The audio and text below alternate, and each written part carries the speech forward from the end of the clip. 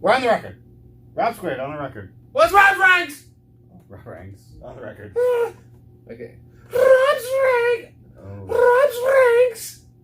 There we go. No, a little more from the diet. Rob's ranks. Pretty good. Yeah, that's awful.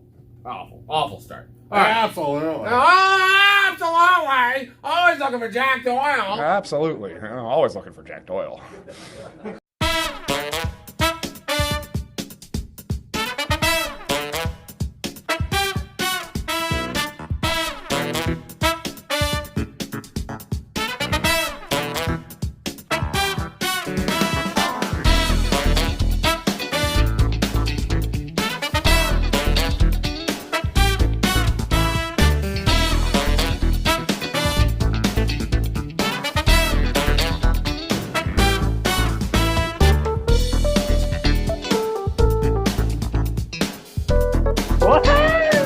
What did he say? Oh, it's been an absolute joint. Yeah. All right, Rob's ranks. We're winding down these. We're having so much fun doing them. Yeah. Next thing you know, football season. Someone help me! I've been held hostage for so long. Next thing you know, like it's gonna be August, and we're still gonna be doing Rob's ranks on movies and music, and like everyone's like, "Where's the football content?" We're getting to it. And Wait for our guys to hit first. And then our last video is just like draft Saquon Barkley. I like it. You a Barkley guy? Well, I like his ADP. But all right, this is a fun one here. Now we've done some movie stuff. We've done some. Top 5 movies of all time, our favorites. We've done top 5 movie villains. We've done top 5 funny side characters.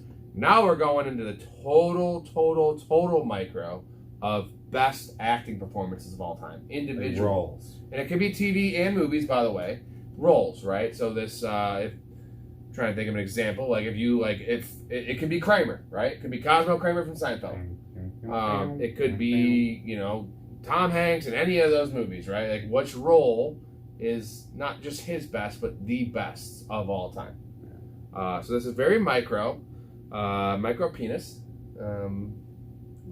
We added that out? No, you can't even see it. You can't edit. You added. No, okay, all right. I said a giant or a small little. Sorry, Brad. Yeah, well, Brad, yeah, fuck you, Brad. All right. Go back to sleep. I do have a couple, I have a shout out to give. I'm going to play this voicemail. You're going to hear it. It's amazing. No. I told you about this. I played it for you. My buddy. Apparently I'm a great boss, and my buddy, Dean, shout out to Dean, called me at 2 a.m. Last Thursday night. I scheduled the caddy loops, and I work with him, but I also schedule his, the caddy loops, and I had him on going at 9 a.m., and he called me at 2 in the morning. And I was like half asleep, and I saw the phone ring. I wasn't answering it, and then whatever. So he left me just a great voicemail. Yeah. And oh man, so the fact that he left it, he showed it. I didn't even know he left it, and he told me about it. And I was like, okay, and I laughed about it, whatever. Like, good for you, man. I knew you were drunk, and it ended up getting rained out anyway. So yeah. Anywho's, you'll enjoy that. Probably already played it. We'll see. I don't think I. Oh. I thought we... Hey, Robert. It's your buddy Dean here. Little messed up. Might be a few minutes late to that Kenny loop. Kenny will understand. Pretty sure Danny's going out with him. So by a few minutes, I mean like maybe a whole. Don't be upset. Doing you a favor. All right, buddy. Hope you're sleeping good. Love you. Tell Erica I say hello. Bye. And you're kind of bogus for not inviting me to the wedding. All right, bye. We're doing live, maybe on the... No, it's gonna be hard to hear, so I'm gonna just find a way to get it in. But I did have one other thing, a newsworthy note here. It's a little bit old news, but we haven't talked about it. The Johnny Depp Amber Heard thing that's going on. Sure. It's mostly in the micro of that. There's the one instance of who pooped the bed. Well, and so yes. So naturally. She's saying he abused her. He's saying she abused him, and she's crazy. We don't know what the hell's going on, but it's really getting deep and weird in this court thing for just two rich people. Like, just fucking stop. You're airing all your bullshit out and embarrassing yourself, and you both seem like nut jobs. Well, that's why no one wants to go to court. Yeah. Can Judge Judy just do that? Like, I want Judge Judy doing this, Like, well, yeah. So the question is, like, and I'll put a clip in of just the Johnny Depp talking about the poop in the bed. Like, he says it calls it feces. And on my side of the bed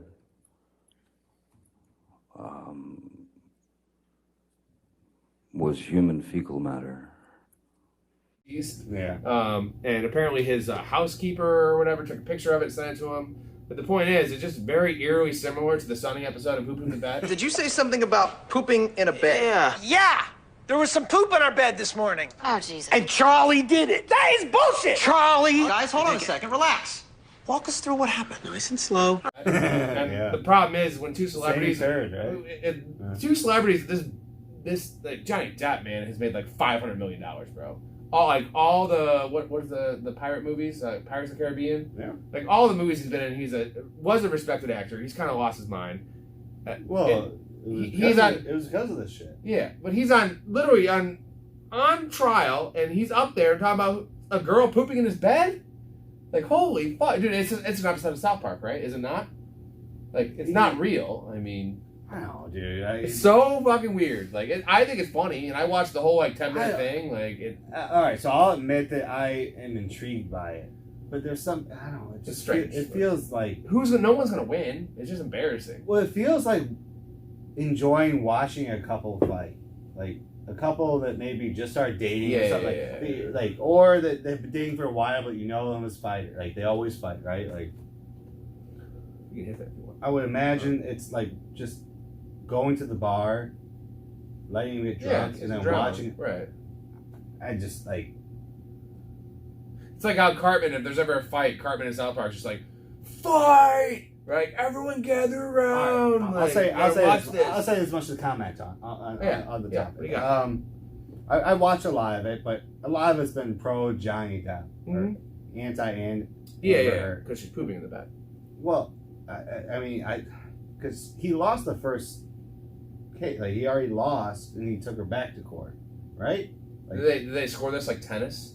Is it like he's down 15 love? Well, no. So he sued for 40 love. She sued him, and he lost, but now he's suing her for defamation for like $200 million or something like that.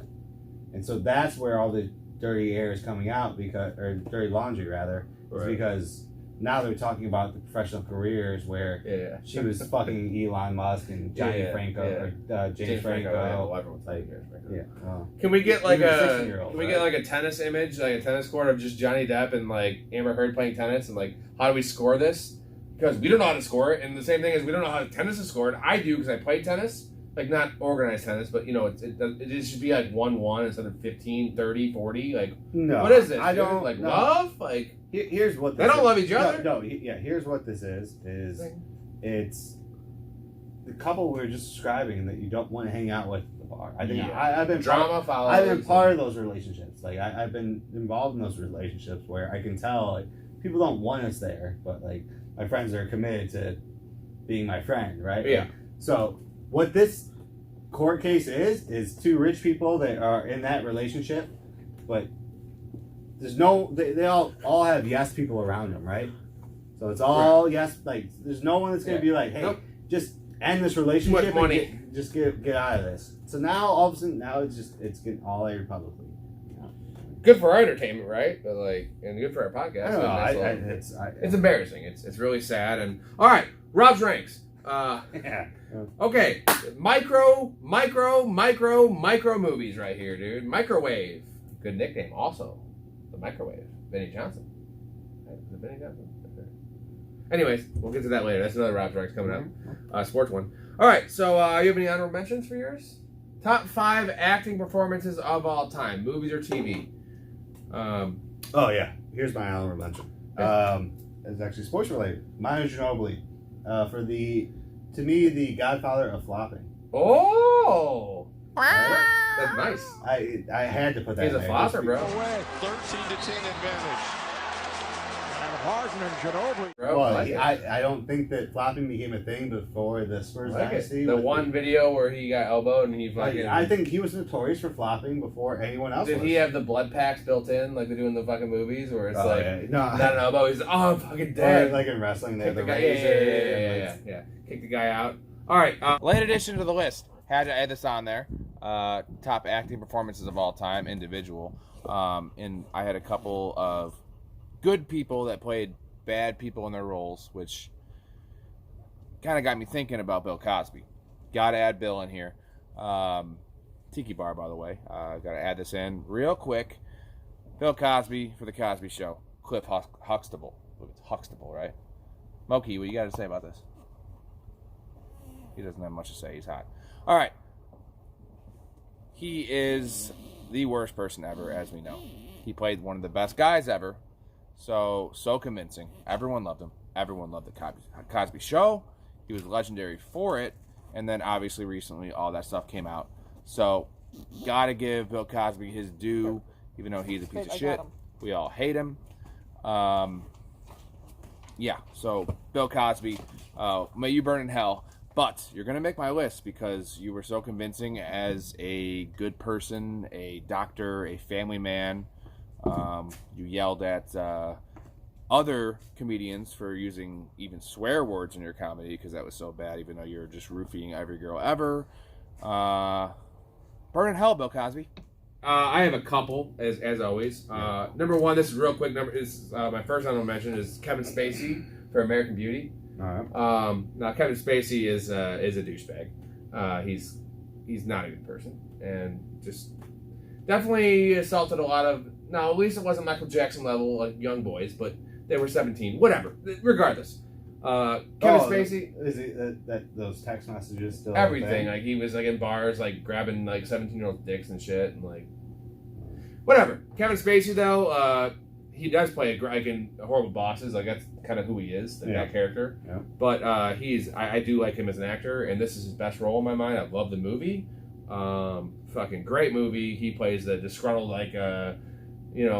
middle class house dad, right? Yeah. And his wife's the real. Everyone talks about the housewives. No one talks about the house husbands. The transformation he makes in that movie, and like then he starts lifting weights and smoking weed with the neighbor, like. And I'm not gonna give away the ending because you should watch that movie. Just an awesome movie and awesome performance and just goddamn Kevin Spacey. I'm not familiar with it. I know it's a well it's a total drama, so it's not like one of those. But it has a great movie poster with the girl with all the young girl with all the roses on her. All right, number 7. This is a good one, a really good one. It's River Phoenix for Stand By Me. All right. Now, this is a weird one because he was essentially a child here. He was 15. Kevin Spacey would love him. It's a nice segue. Pound that. So he was 15. It was 1986. So he was actually older. They were all playing like 13-year-olds. That's the Stephen King novel turned into a movie where they're like searching for the dead body and they go on a little trip and they walk down the railroad tracks and his acting performance in that movie. It's worth the trip alone. And the thing is, River Phoenix, we've talked about him a little bit on the pod. He died at 23, way too young. Yeah. But he was part of the, what did you call the group that Leo was part of? The Frat Pack? Is that right? I think no, it wasn't the Frat. It was the, maybe it was. Yeah, so like he was even a little older than those guys, but like he was the start of this. It was Rat Pack and Frat Pack.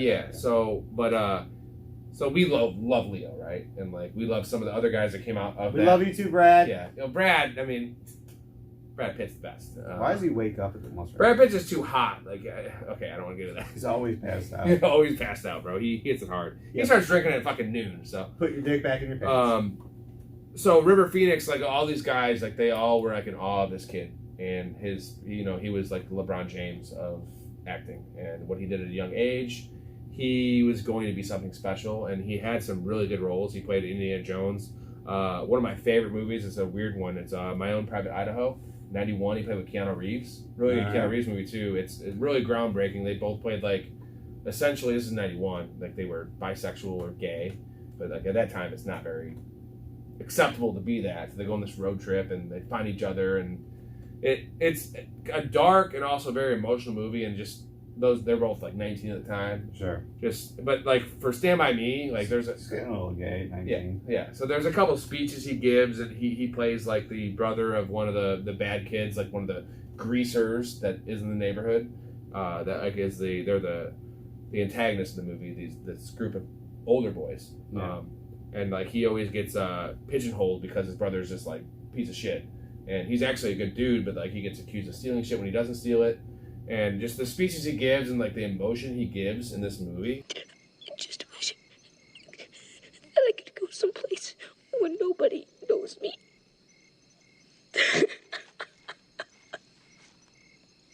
Man, is telling you, dude, it is. It's It's a 30-year-old Leonardo DiCaprio at 15, and what he could have became, and it's just it's a great movie. I know it's shout out to my fiance Erica, one of her favorite movies, even though it's a boy movie, like for teenage boys. It's just for boys, like because it's all boys. There's no girls in the movie at all. But yeah, dude, River Phoenix, that role, unreal. You're number 5. Zach Galifianakis as Alan in The Hangover. Hat. Hey! This car. Okay. He was on my funny. Also, as Zach Galifianakis as Joakim Noah. No, but he plays that role. The only reason there was a sequel and then another sequel is because of him. I mean, that's all you have to really say. I don't care how marketable Ed Helms or Bradley Cooper are. Right. The only reason that the movie is worth a thing is because of his character. Yeah. So that's really all it is. Yeah. Like, he made Hangover and he made the. And it says a lot that, like, in this list, like, honestly, the spirit of the list, it's hard to have a comedic actor in it. You know, we're talking serious, like, best roles, but he is that great in that movie. Sure. And, like, he is the movie, and that movie was so great. And holy shit, dude, he was just, he was unbelievable. And, like, you know, there are also some, I'm more thinking Due Date for him, where there's some softer moments in that movie where he, you and Robert Downey Jr., I don't know why I like there's Robert Downey. something about, like, you reference Robert Downey. I think this is the first time I mentioned it, but like there's a underlying thing. Yeah, I don't know. RDJ. Yeah, there you go. No, but there's still a few serious moments that he does have in Hangover when, you know, he feels like left out. I think he's a good actor. You know what I'm saying? Yeah, I think he is too. I think he's very enjoyable to watch. I think he's very natural. Mm-hmm. Whether I think his role, his appeal is worn off because it's the same role essentially every movie, but he does that role very well. And I'll always think of him as Alan in The Hangover. So that's my number 5. All right. My number 5. This is a strange one. Robin Williams. You might think it's something different, but it's Dead Poet Society. Okay. Yeah. So. Yeah, I've never seen that. Wow. You really should. It's very good. Now, here's the thing. Is Goodwill Hunting, it's similar to that role, right? Where it's just different than what he usually plays. Yeah. And Goodwill Hunting's 97. And honorable mention would be, if it wasn't for this movie, I would have him for Goodwill Hunting in this movie. But the thing is, he's actually a supporting in both. Actually, he's not the lead in either movie, right? Yeah. In Goodwill Hunting, he's in for maybe 28 minutes, 30 minutes. Okay. So this is about a boarding school in 1945, 1950 or something in like New England. And he's the teacher that comes in and he inspires these kids. It's a very strict boarding school, right? Where, like, everything's got to be this way, and he's teaching English. And he's the guy that relates. He teaches them to think for themselves. Because we are food for worms, lads. Because believe it or not, each and every one of us in this room is one day going to stop breathing, turn cold, and die. It gets dark towards the end because there's a tragedy at the end. I'm not going to spoil it. But he still keeps some of his comedic values, you know, Robin Williams, that it makes it fun for them. But he also, it's super deep, man, and you got to watch it. And the crazy thing about Robin Williams is, you know, he got his fame from Mork and Mindy, old 70s show, right? Where he was he was the right? alien, yeah. That's 1978 to 82. I remember. And then I remember. I was alive. Right. And then, you know, he has a lot of good shit. He's got Hook in 91, Aladdin in 92, Mrs. Doubtfire in 93, Jumanji in 95. I have some 4 stuff bangers, to say about dude. him. 4 bangers. And then Goodwill Hunting 97. Dude, you have the whole IMDb here. I gotta have some shit, but what do you got about him? So, I'll say Robin Williams may be typecast when he's not in a comedic role as the mentor that is almost the contrary to what I'll describe as the system, like the strict, like follow the rules type. Because I think genuinely that's who he was. Shout out to, I mean, he obviously passed away. Yeah, but rip, dude. He's someone that I would like to have met. Like, I think. Well, it's gonna make you feel good. Well, it sucks. No, it sucks that he was hurting so bad. Yeah. He took his own life. Like, he was hurting so bad, but he made so many people happy. Right. Tie into my number 4. Robin Williams, Aladdin, Genie. Wow. Okay. Yeah. Dude. Mr. Aladdin, please. Yeah. Oh, dude, he was like, oh my, like so charismatic and just when Aladdin 2 came out and he wasn't the genie. Yeah. Golly. Very he nice, came back dude. but like, no, dude, what? Like, and you know how hard it is to have this on an animated? He's animated in this, and he's still like. No, I like, good for him, man. I really like. I don't know why, but I feel like this is a moment to pay respect to his personality, and I think that is more important than ever.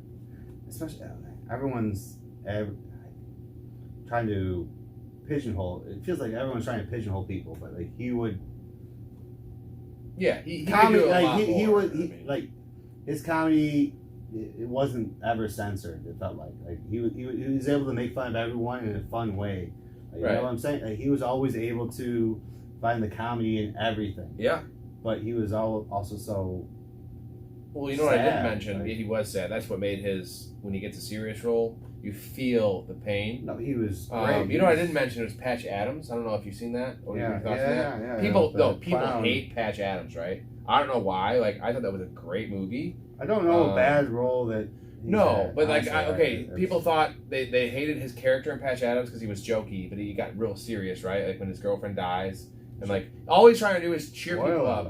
Yeah, sorry. Well, that happens pretty early in the movie, at least. I don't remember the movie. So. Well, so that he's. I remember the movie. I don't remember. He's essentially like a 38-year-old going to become a doctor, and everyone is 23, 24, and like the warden from Shawshank is like the guy in charge. He's playing the same fucking curmudgeon, and they're all laughing at him. You know, he gets the best grades, but he's also going to the children's hospital, like, and they had to kick him out because like you're not allowed to be in here. He's just trying to cheer these kids up, right? Yeah. And he's just trying to like, and he starts his own little hospital like to help people that don't have money, and it's just a very good movie. It's a comedy, but it's also dark and not dark, but it's somber, and it's Robin. That's what Robin for me, like Mrs. Doubtfire, same thing, man. It's a comedy, but like it's somber. The fact that he lost his kids, he's a good guy. He just didn't have his life in order, couldn't clean up.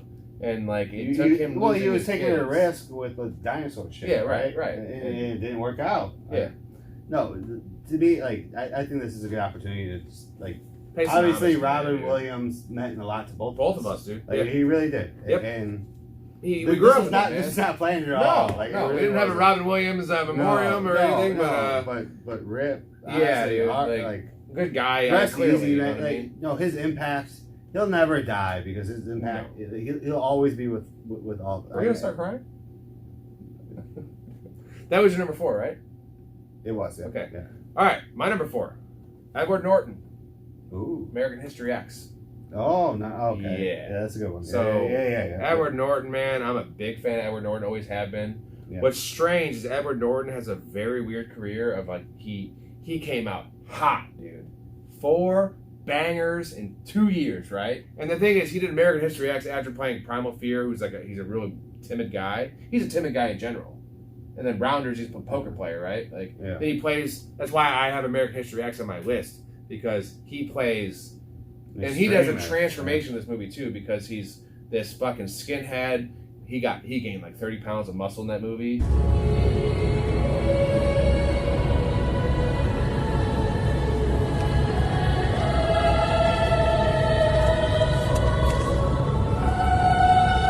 The scene where he curb stomps a dude, that makes me sick to my stomach. Yeah, it's bad. It's like a rape scene. But by the end of the movie, like once he gets out of jail, it shows reverse racism, right? Like he's the black guy in prison because he sees how it's not about black or white. The black guy's rape or the white guy rapes him because he's like, fuck this, I'm not getting. You're dealing with these Mexicans or whatever. Like no, like. He's like, dude, fuck race. Like, this is bullshit. What have I been brainwashed to think? Yeah. And then by the end, he gets back to his family and he sees his brother's a fucking skinhead. And he's like, dude, I'm protecting my family. We're moving. And I'm not going to give away the end of the movie either. But Edward Norton in that movie, man, epitomizes. That's a good one. I like that. Especially with his career arc. Like, that's the one role that stands out to me as different. And he plays that role. Like, it's the fact that Edward Norton is convincing as a fucking scary skinhead, dude. Edward Norton? It's crazy, like he's so good in that movie, and I'm surprised because Edward Norton immediately you think timid, smart, Fight Club. Yeah. Which is a guy with a mental disorder, skinny, like in Brad Pitt's alter ego, right? Like a good looking, like confident dude. like history. It's a movie I'll never forget. Yeah, you'll never forget it, and it makes you feel like anyone that thinks that. I always tell those people that are racist that are. The thing is, we're from St. Charles, right? So like, I feel like I don't trust anyone's idea of race relations from St. Charles because we don't know what that is. Sure. And anyone that's racist, watch American History X, and if it doesn't open your eyes, just with the prison scenes, and just the way life is, dude. Them's the rules. Like, fuck race, bro. You are who you are. People are people. People are shitty. People are good. Black people are good. White people are shitty. White people are good. Black people are shitty. Like, people are people. So don't tell me, like, because the color of someone's skin matters, dude. Like, it's all a product of environment. And that shows. And, like, he got brainwashed. And it's the fact that Edward Norton did that. It's one of my favorite movies. It's one of my favorite fucking acting performances. Yeah. And he did get nominated for the Oscar. He didn't win it. But at least he got some cred. And, Edward Norton's a top-notch actor, right? And I feel like this is my favorite role of Edward Norton. So, good pick. All right, you're number 3. John C. Reilly. Dewey Cox. Gotta do it. I mean, he's gonna find his way into the fucking top 5 sports best athlete. If you don't know how much he means to me by now, like I know. It's that simple. Dewey Cox. Okay. Dewey. Yeah. I mean, just go back and watch other pods, really. No, yeah, right. No, and that is a good movie. Like he plays a musical artist that becomes popular right around essentially he embodies Elvis. So he goes through each era. I mean, the bottom line is he starts off, he becomes popular in the late 50s or mid 50s rather. Yeah. And he starts rock and roll essentially in the movie, right? In the movie's universe. So he's essentially Elvis, and then he becomes whomever I can't think about now. But then he becomes. I'll put it in. Well, no, now it's bugging me so much. I'll put it in. Anyways, he goes through all the and then he realizes eventually he gets phased out. He's an old man. Now, like, a rapper wants to sample a song, or sample of one of his lyrics in the song.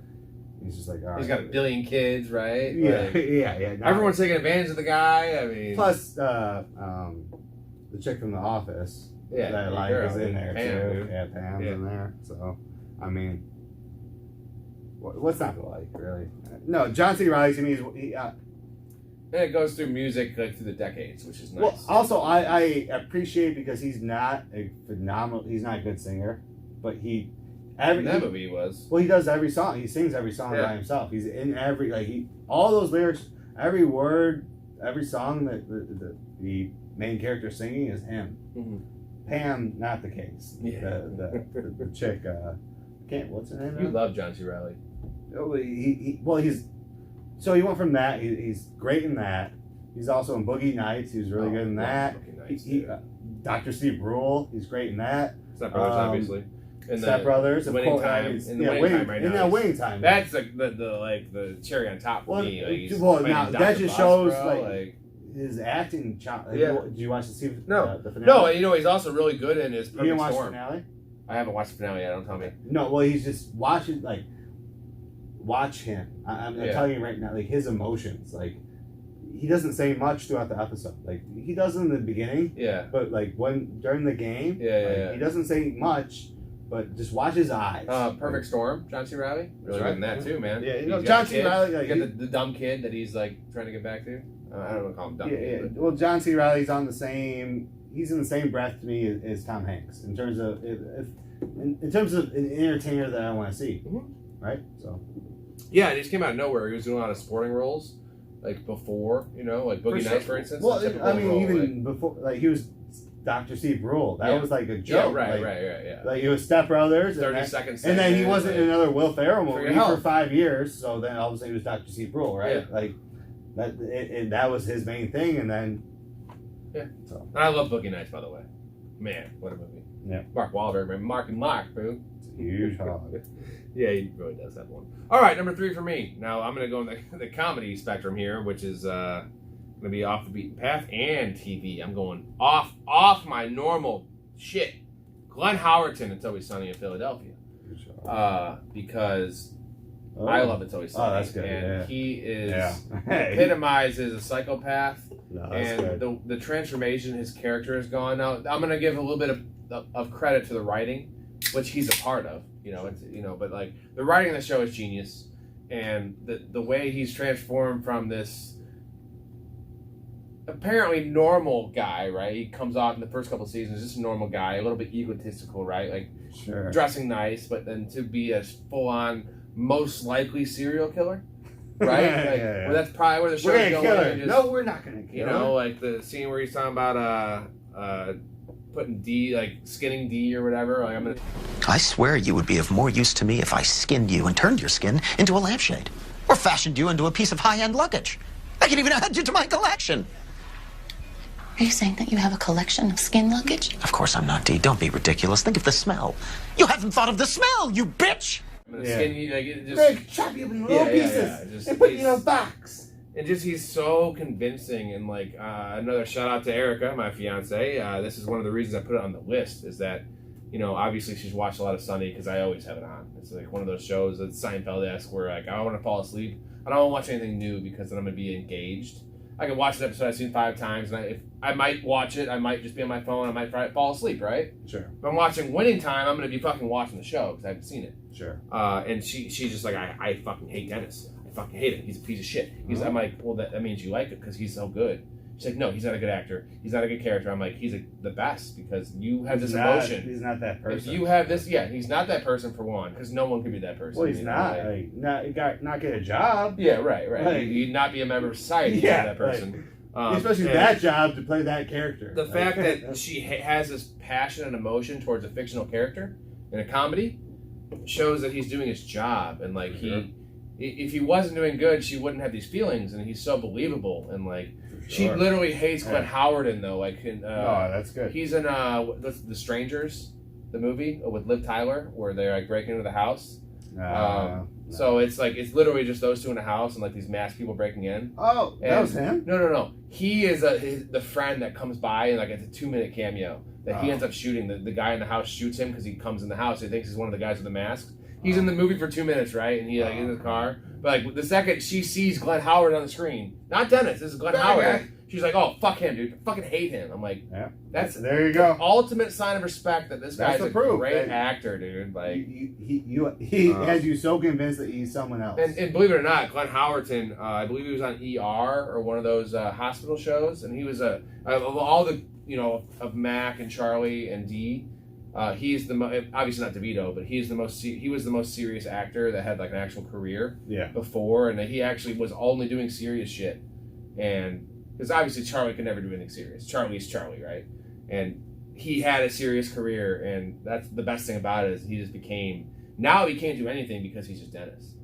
All those guys kind of, but like definitely Dennis, like he's so hateable because he's just such a fucking douche. No, like the Dennis system, bro. Like no, that's good. That's a good, honestly, that's a good. Love it. By the way, he's married to the chick in the Dennis system. The girl he Dennis's. Oh really? His wife, yeah. Yeah, a little nugget for you, buddy. Little nugget. All right, who you got number 2?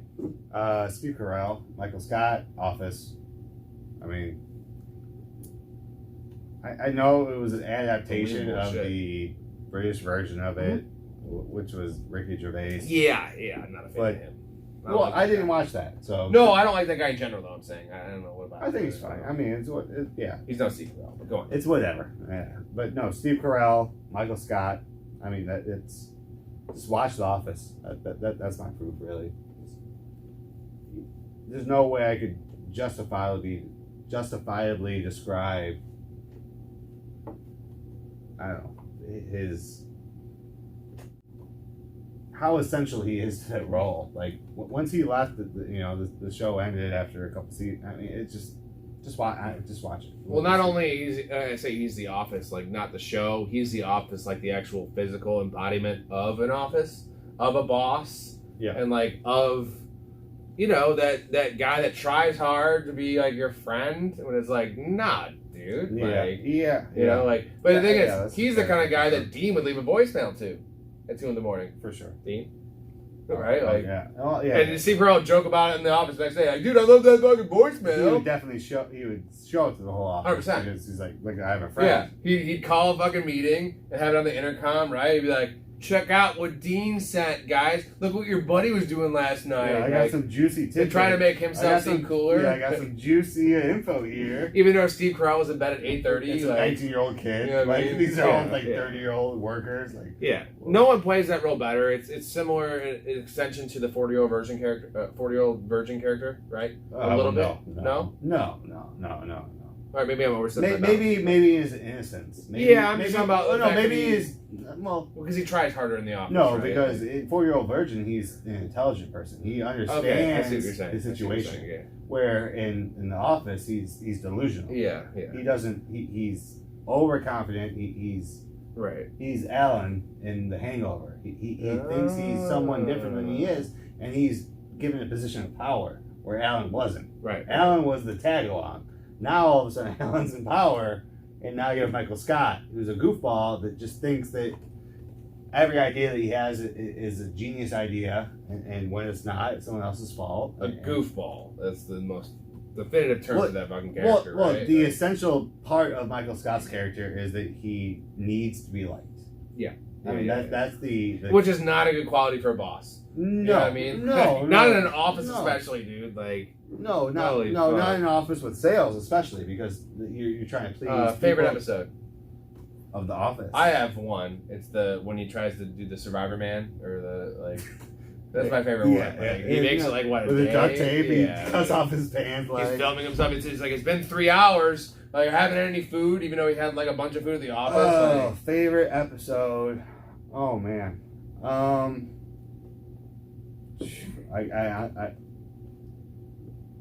When you love a show so much, it's hard to pin it down, right? Like it's impossible. Yeah. Like there's. See, I haven't seen it as much, so that's I'm thinking one of. that resonates with So me. when you say that, I think of scenes. Like I don't think. Right. And I don't think of it as like Michael Scott show. I think of it like the basketball one. What's an ensemble for me? Like, Rainn Wilson is Dwight Schrute. Yeah. Is like 100% Dwight Schrute.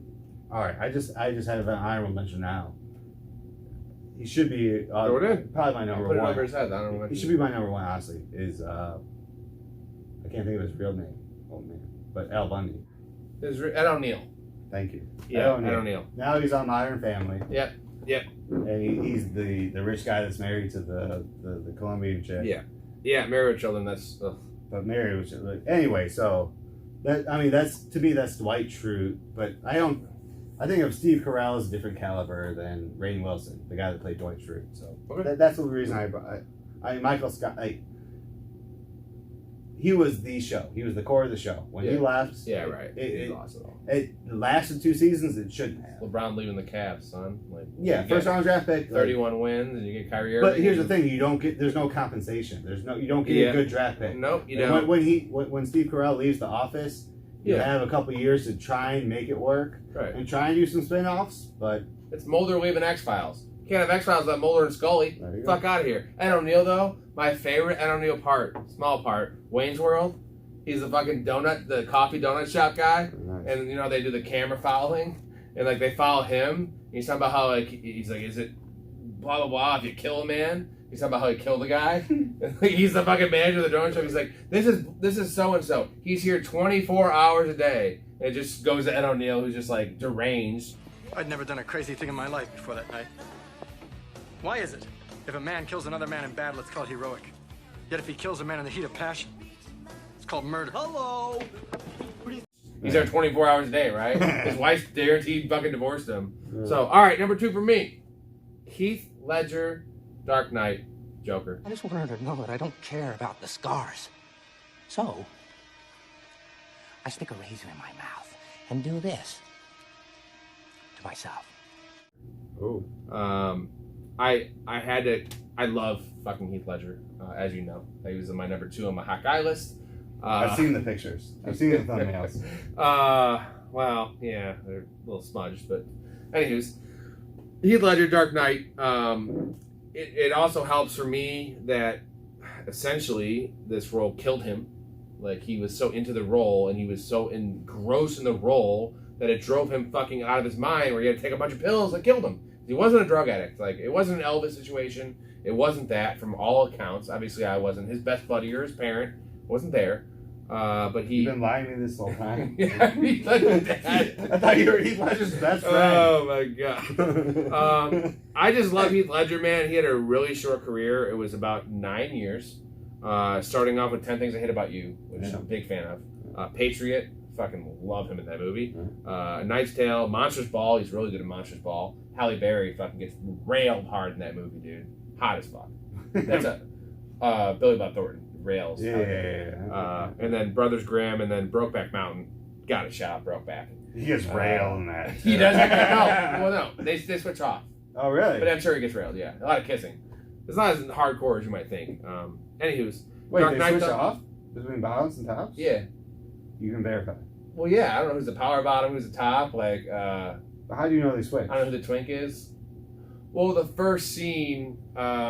Wait, the first scene is the first gay scene. Like, I was like, that ruins the whole. So essentially, Jake Gyllenhaal is actually gay, and Heath Ledger is married. So he's the one that's like, he may be gay, but he has never acted on it.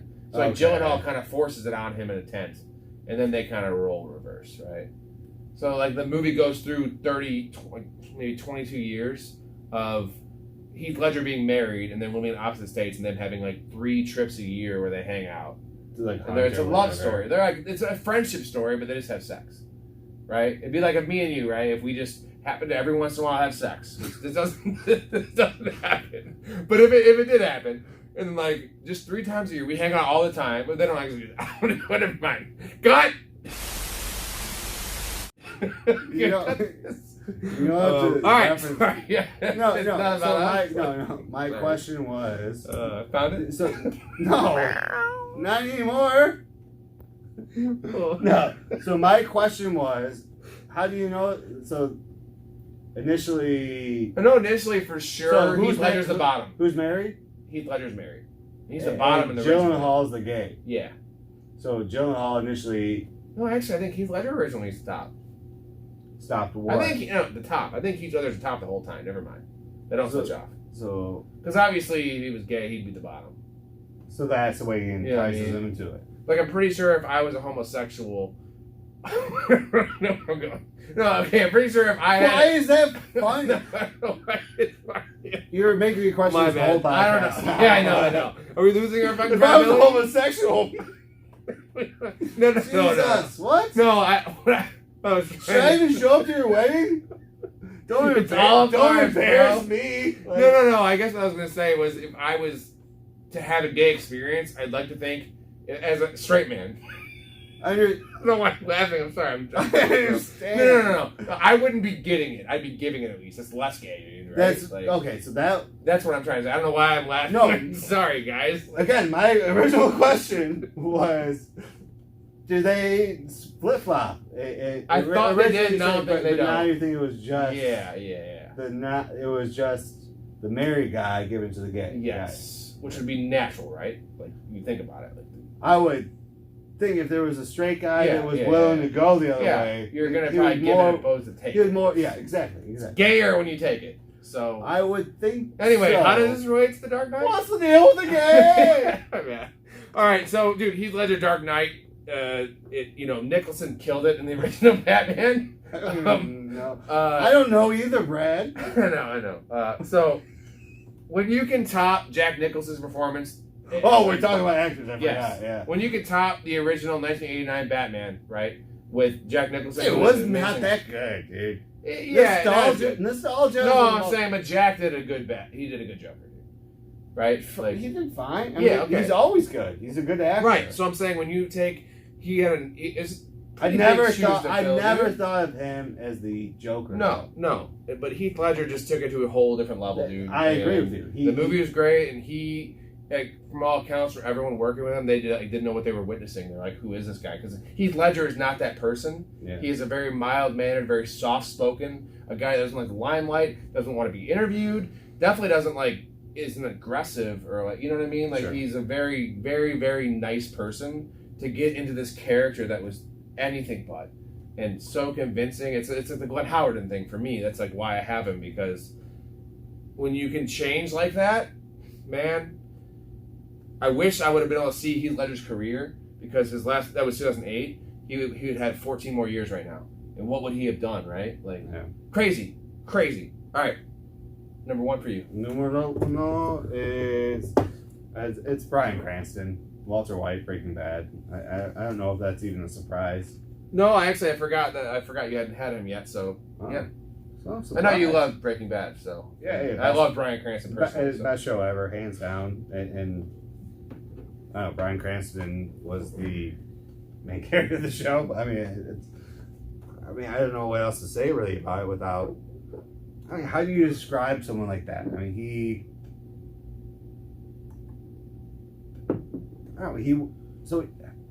not even about the character, not even about, because the character came in with the same kind of reputation, but like the actor came in with the reputation of being the dad from Malcolm in the Middle. Yes. And also the dentist from Seinfeld.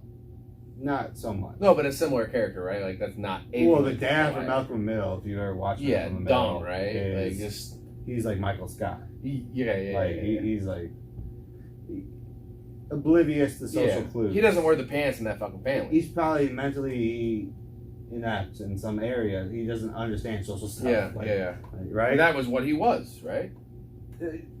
At that point in his career, it was his most known role. Yeah. So he got the job actually from a guest in X-Files, when the director of Breaking Bad. Yeah, I know that episode.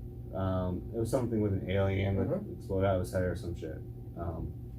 So the director of Breaking Bad guest directed an episode of X-Files. Yeah. And Bryan Cranston guest starred in it. Oh shit. And he thought that Bryan Cranston was so good that he sat on it for 15 years until he had his opportunity to create his own show. Got Breaking Bad and hired Bryan Cranston. That shows where Bryan Cranston's career was at that point, because he was guest starring in X-Files.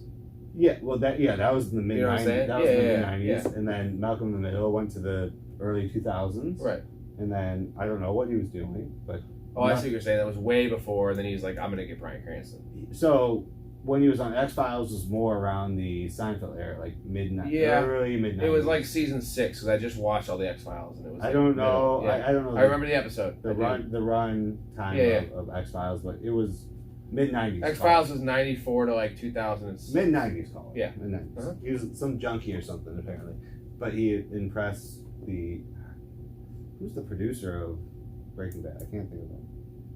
Either way, it worked out for him. But he's very unassuming. I guess that's what he does really well with his role. He's very unassuming. He's a mild-mannered chemistry teacher at a high school. Right. That gets involved in crazy shit. Well, gets diagnosed with terminal cancer, which is the reason that all this happens, right? Sure. Yeah. Because it would never have gone that way, I don't think. Yeah. Well, at the end, he kind of. Power gets to his head, right? Well, just watch. I mean. Yeah, I need to, because I'm only seeing the first season, like I said. Okay, yeah. So I know the gist, and I've seen some later episodes, and he becomes a fucking like kingpin, like a power hungry. Yeah, but have you seen when he's like? So you saw the meteoric rise. Yes. And then I probably saw some middle stuff. You may have seen like the fall, like where the cops, the fall, where like his brother-in-law starts getting him, like understanding what's going on, but he also was in hiding for months and then came back to, essentially for vengeance. But he also talks to his wife, ex-wife at the time, tries to talk to his son, a bunch of and admits a bunch of stuff, and he realizes he has days to live with cancer shit. So he's essentially there to finish his business. People wronged him, is what he felt like. So he's like, I'm going to make sure I'm going to even the score. Yeah.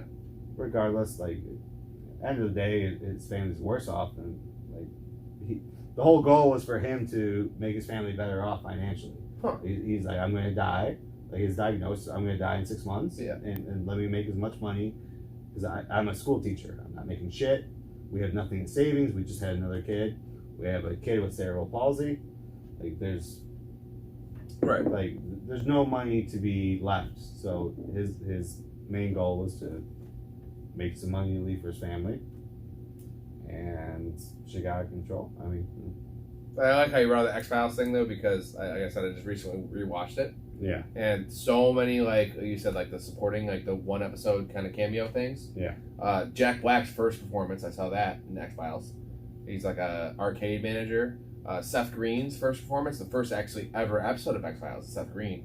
And that's his first acting role. Like, there's like 30 of them, dude. Like, nice. In terms of people I recognize, I'm like, holy shit. And I go back and look, I'm like, this is their first, like, credited, X-Files is a big show where like they were doing nothing.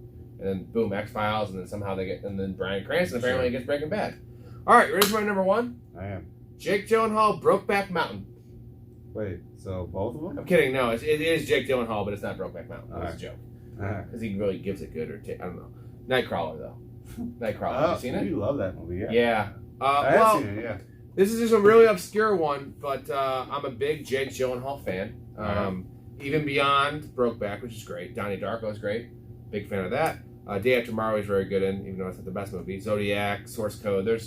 He doesn't really have the best body of work. He's Mysterio in the Spider-Man movie too. Yeah. I've never seen a Jake Gyllenhaal performance I didn't like. Sure. And Donnie Darko is really good. No, that's bad. Okay, there you go. I didn't see it. I haven't either. That's bad. No, he's not a couple. How do you say it's bad if you haven't seen it? I've seen parts of it. I know about it. I've heard some of it. Yeah, like how you just said. Jake Gyllenhaal is just he's a poor man's version of Edward Norton, but more mainstream, if that makes sense. Does more stuff. There's just never a performance or a movie where I see him and he doesn't pop out the screen. Yeah. And this one is like an independent film almost, dude. This is small, like $16 million budget type shit. And he plays... It's a weird premise. He's just a loner, a very antisocial personality disorder kind of guy. And he's like somewhat smart, but all of his intelligence is from what he's read on the internet and like internet classes. All right. He has like no formal education. He has no people skills. Yeah. So he just wants to succeed. He'll do anything, and he becomes he starts filming for for morning news in Los Angeles and like getting crimes right. And like the lady he first meets is like bloodier the better. We don't want like crimes in the inner city involving minorities. We want white suburban, like shit like that. Like, and so he takes that to heart. He like starts kind of messing with crime scenes and like creating crimes, and he has this guy he hires who doesn't pay any money to, and not going to spoil the ending, but it's real dark and starts creating the news. Yeah, and just the way he is, like his eyes, the bug eyes, he gets like skinny for that movie. It's Christian Bale-esque.